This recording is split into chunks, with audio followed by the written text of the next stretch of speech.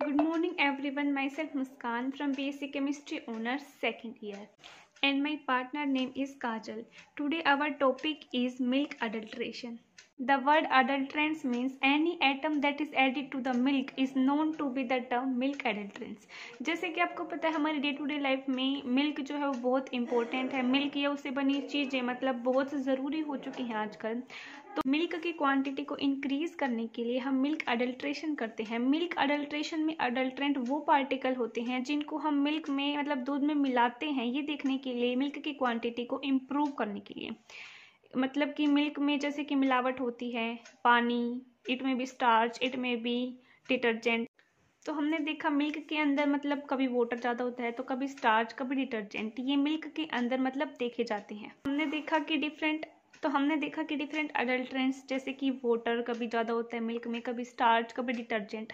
तो ये डिफरेंट तरीके के अडल्ट्रेंट्स हैं जो मिल्क में पाए जाते हैं, जिनको हम मतलब किसी न किसी टेस्ट करके देख सकते हैं।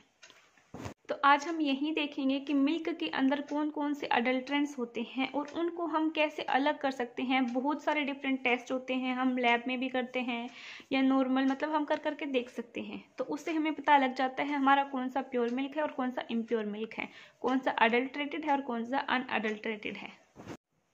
इसी के साथ हम मिल्क की अडल्ट्रेशन तो करते ही हैं, साथ साथ दूसरा जो हमारा टॉपिक है वो मिल्क की तो करेंगे, उसके साथ मिल्क से बनी जो चीज़ें हैं, खोया है, पनीर है या दही है, उनकी अडल्ट्रेशन भी हम देखेंगे कि वो कितने मतलब कितनी उनमें मिलावट होती है, कौन से प्योर है कौन सा इम्प्योर है। ठीक है, तो आज की हमारी वीडियो है उसका टॉपिक यही है कि हम मिल्क अडल्ट्रेशन या मिल्क से बने प्रोडक्ट उनकी अडल्ट्रेशन करके देखेंगे किस किस में कैसे कैसे अडल्ट्रेशन होती है। ठीक है, तो सबसे सिंपल तरीका होता है हम स्मेल करके देख सकते हैं, वो एक बेस्ट मेथड होता है मिल्क को ये देख जांचने के लिए कि वो प्योर मिल्क है या इम्प्योर मिल्क।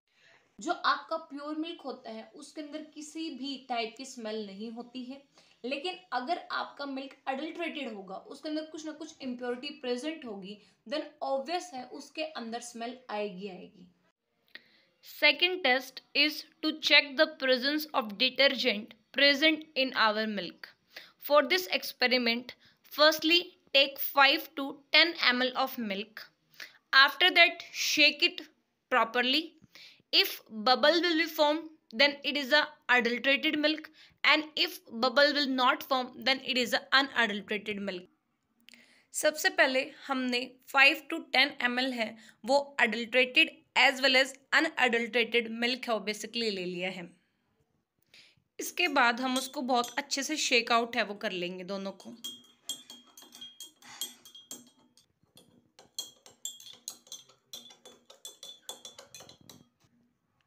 शेकिंग करने के बाद देखा कि जो अनअडल्ट्रेटेड मिल्क है उसके अंदर कोई भी बबल्स फॉर्मेशन नहीं हुआ, लेकिन जब अडल्ट्रेटेड मिल्क को हम शेक आउट करते हैं तो हमने देखा कि उसके अंदर बबल फॉर्मेशन हो रही है।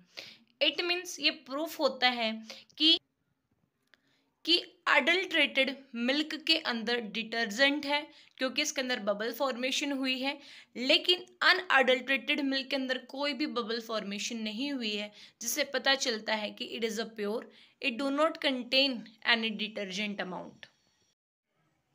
Next test is the detection of water present in our milk. इस एक्सपेरिमेंट के लिए सबसे पहले हम एक ग्लास प्लेट है वो बेसिकली लेंगे, जो हमने हमारे एक्सपेरिमेंट के लिए यूज़ है वो कर रखी है। इसके बाद हम 1 to 2 ड्रॉप्स है वो adulterated milk as well as unadulterated milk का वो डालेंगे। इसके बाद हम देखेंगे कि अगर आपका मिल्क अडल्ट्रेटेड हुआ तो उसके अंदर जैसे ड्रॉप डालेंगे तो कोई वाइटिश पार्ट नहीं रहेगा, लेकिन अगर जैसे ही मैंने अनअडल्ट्रेटेड मिल्क डाला तो आप देखोगे इस प्लेट के ऊपर एक वाइटिश लेयर बेसिकली बन जाएगी। तो यही टेस्ट कंफर्म करेगा कि आपका मिल्क अडल्ट्रेटेड है या अनअडल्ट्रेटेड है। अब मैंने वाइट जो आपका प्योर मिल्क है वो डाला है, तो मैंने देखा कि जैसे मैंने डाला तो एक वाइट लेयर है वो बेसिकली अपीयर हो जाती है। अब मैं सेम तरीके से जो आपका इम्प्योर मिल्क है उसको भी ऐसे डालूंगी। अब अडल्ट्रेटेड मिल्क को भी सेम हमने ऐसे डाला है, तो आपने देखा कि इसकी वाइटिश लेयर है वो बनी है, बट इतनी डार्क नहीं है एज कंपेयर टू दिस। देखा कि भी ऐसा मिल्क जिसके अंदर व्हाइट लेयर बेसिकली बन रही है तो वो आपका प्योर मिल्क है, उसके अंदर कोई भी इम्प्योरिटीज बेसिकली प्रेजेंट नहीं है। लेकिन वो मिल्क जिसके अंदर व्हाइट लेयर थी बट वो बहुत ही मतलब बहुत ही ब्लर थी, मतलब बहुत ही कम थी, तो ये क्या कंफर्म करता है कि भी उसके अंदर कुछ ना कुछ इम्प्योरिटी है, आपके मिल्क के अंदर वाटर। मिल्क की हमने चेक कर ली कि भी मिल्क के अंदर है वो इट में भी डिटर्जेंट हो सकता है, यूरिया प्रेजेंट हो सकता है, स्टार्च प्रेजेंट हो सकता है या वाटर प्रेजेंट हो सकता है। अब हम देखेंगे कि जो आपका मिल्क प्रोडक्ट है वो है कर्ड। कर्ड के अंदर किस तरीके की अडल्ट्रेशन हो सकती है। जनरली जो कर्ड है उसके अंदर वनस्पति घी है उसकी बेसिकली अडल्ट्रेशन की जाती है। इसको करने के लिए हम क्या करते हैं, इसको करने के लिए सिंपल हम एक टीस्पून है वो कर्ड लेंगे। आफ्टर दैट उसके अंदर क्या कर देते हैं, हम 1 to 2 ड्रॉप्स HCl डाल देते हैं। कर्ड के अंदर HCl ऐड करने के बाद उसको अच्छे से मिक्स है वो करेंगे। उसके बाद देखेंगे कि अगर कर्ड का कलर चेंज हो जाता है रेड के अंदर तो ये कंफर्म करता है कि उसके अंदर किसी न किसी तरह की इम्प्योरिटी प्रेजेंट है। लेकिन अगर कर्ड का कलर चेंज नहीं होता है तो ये कंफर्म करता है कि जो कर्ड है वो बिल्कुल प्योर है।